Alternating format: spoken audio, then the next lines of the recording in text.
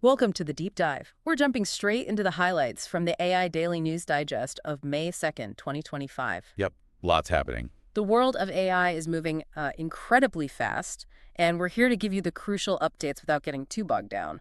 Let's dive in. Absolutely. Today we're focusing on some really interesting stuff. Language models, speech to text, even image generation. Okay, so where do we start? Language models. Sounds good. Let's look at Microsoft's Phi-4 Reasoning, the updates to the Qwen series, Xiaomi's new Mimo 7B, NVIDIA's Parakeet for speech, and maybe touch on F-Lite for images. All right, Phi Reasoning 4.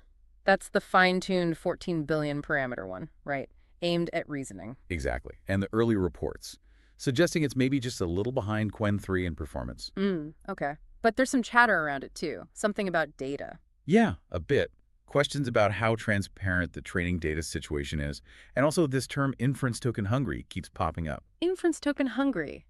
What does that actually mean for someone using it? Like, slower, more expensive? It could mean either, or both, really.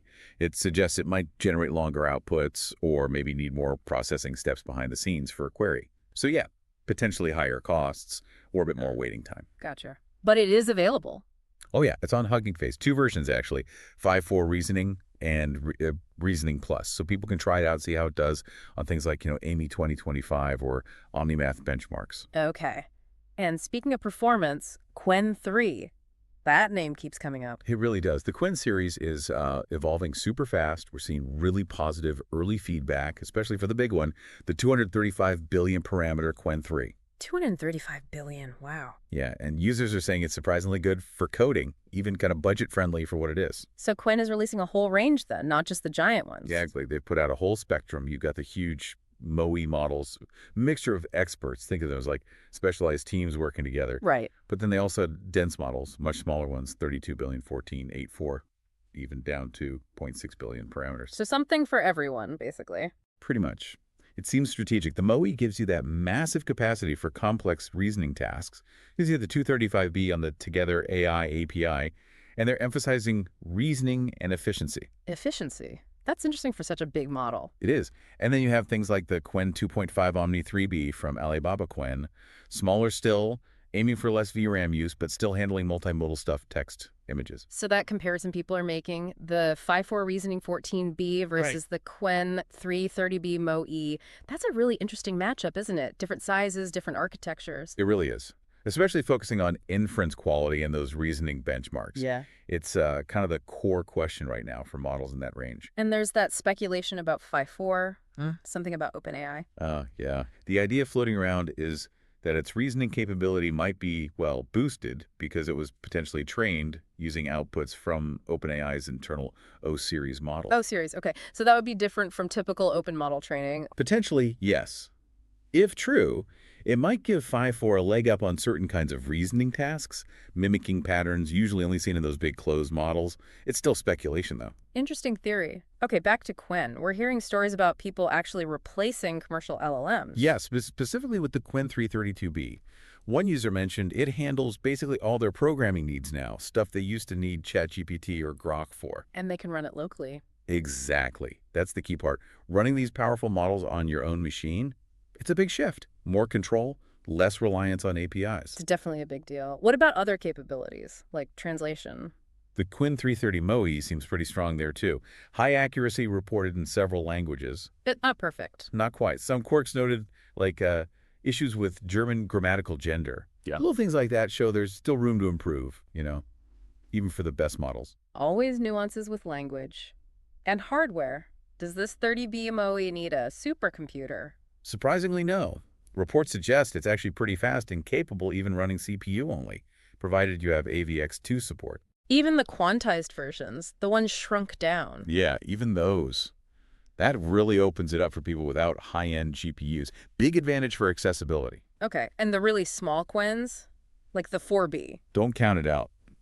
For its size, the Qwen 3 4B is apparently punching above its weight, especially in math and coding. Better then. Some are saying it might even rival models like Llama 3.x in the, say, 4 to 8 billion parameter range. Getting a lot of power in these smaller packages now. Wow. Someone even ran it on an iPhone. Yep, an iPhone 16 Pro Max. So the inference speed was fast enough. That's just wild. AI on your phone, that powerful. Blurs the lines, doesn't it? Yeah. Between cloud and local. Definitely. Okay, one last Qwen thing. A bug. Yeah, technical one. It was in the lower merges. That's a fine-tuning technique. Apparently, the normalization layers weren't being included correctly. Oh, there's a fix. Yep. Manual fix is available. The community jumped on it pretty quick. That's the open source ecosystem for you. Good to hear. Okay, shifting gears. Xiaomi. Right. Xiaomi released MiMo 7B, another open source reasoning model, 7 billion parameters. What's the big deal with this one? The training data, mainly. They claim it was trained on 25 trillion tokens. 25 trillion. That's huge. It's massive. And they use a technique called multi-token prediction. Instead of just predicting the very next word, it predicts a sequence. Result. Understanding context better, reasoning over longer stretches of text, it's a significant entry from Xiaomi into the open source space. Okay, cool. Now let's talk speech to text. NVIDIA Parakeet. Yeah, Parakeet TDT 0.6B V2. This one's making waves. Why is that? Performance. It's reportedly beating Whisper V3 Large. Whoa, Whisper Large is kind of the benchmark, isn't it? It is, yeah. And Parakeet is doing it with way fewer parameters, only about 0.6 billion compared to Whisper Large. That's a massive efficiency gain. 0.6 billion. Tiny compared to the LLMs we were just discussing. Totally different scale. And it means lower compute needs, easier deployment. What else does it offer? Timestamps. Really granular ones, character, word, and segment level. Ah, that's super useful for subtitling, transcription editing. Exactly. Very practical feature. Any limitations? Well, it's English only for now. And it doesn't do text-to-speech, just speech-to-text.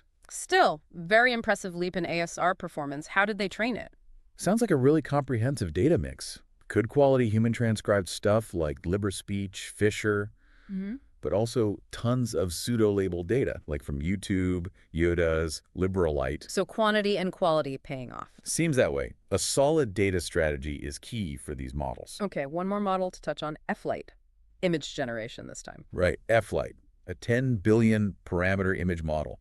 The interesting angle here is the training data. How so? It was supposedly trained from scratch on about 80 million copyright-safe images. Ah, trying to avoid the legal headaches. Precisely. But the launch was a bit rocky. The Hugging Face page got overloaded initially. High demand. Seems so. But then came the early feedback, and it wasn't all glowing. Ah, what were the issues? Primarily anatomical accuracy, people pointing out weird hands, limbs, that sort of thing. Common problems, but maybe more pronounced here.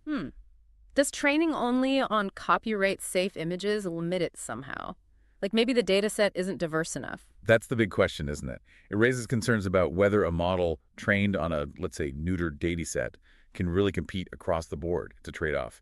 Ethical sourcing versus potential quality dips. And the practical side, can a 10B image model even run on typical hardware?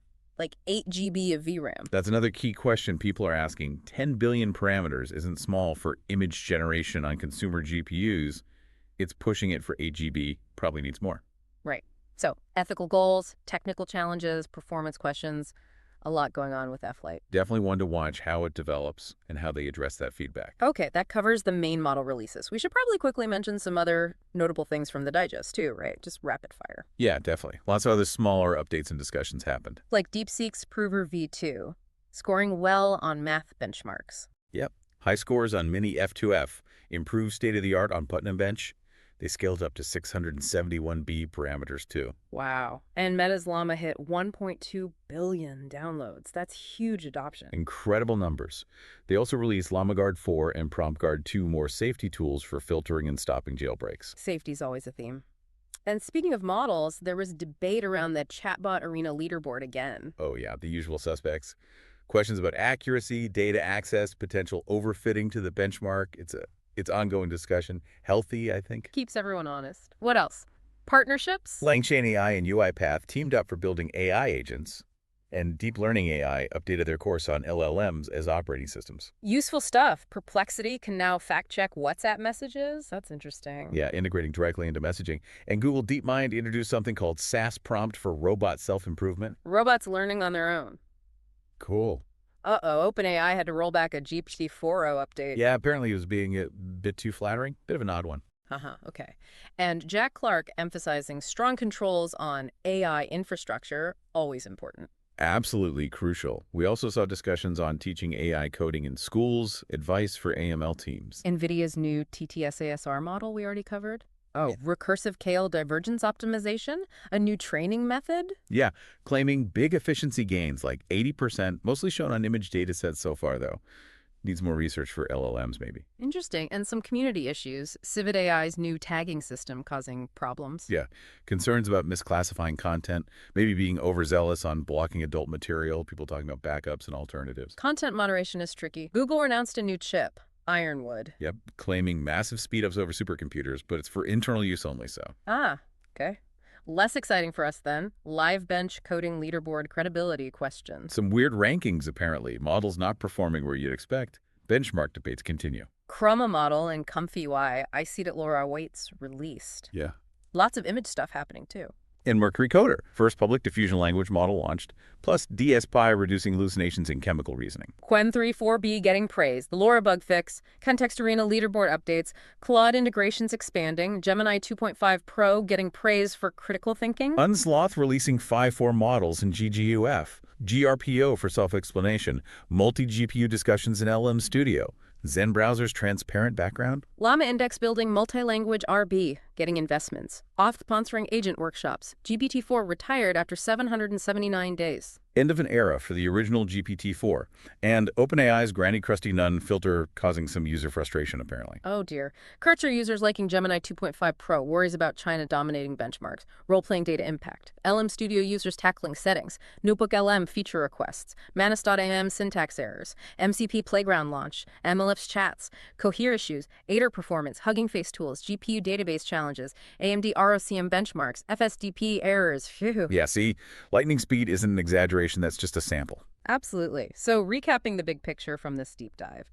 New models pushing boundaries in reasoning, like Phi-4 and Qwen 3, specialized models like Mimo 7b and Parakeet showing impressive capability, but also evaluation challenges and early hiccups like with F-Lite. Exactly. It's this constant churn of innovation, refinement, and sometimes course correction. Yeah. The capabilities emerging in different sizes and types of models are really something. It really is, and it makes you wonder, as these specialized, often smaller or more accessible models get better and better, how will that change things? Will we always rely on those giant do-everything models? That's the provocative thought, isn't it? Yeah. How does specialization versus generalization play out in the long run? Definitely something for you, the listener, to ponder. Food for thought indeed. Thanks for joining us on this deep dive.